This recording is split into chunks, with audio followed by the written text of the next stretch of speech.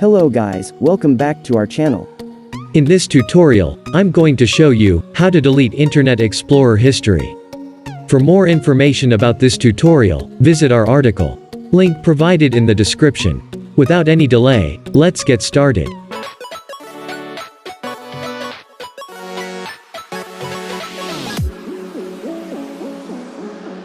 Method 1. Go to Start menu. Open Internet Explorer.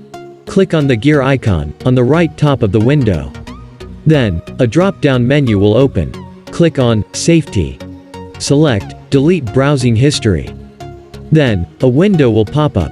You can also open this window using keyboard shortcut. Holding Ctrl and Shift, press Delete. Choose History option from the list. And, modify the other options, according to your need. Then, click on Delete. That's it, history is deleted. Method 2. Go to Start menu. Open Internet Explorer.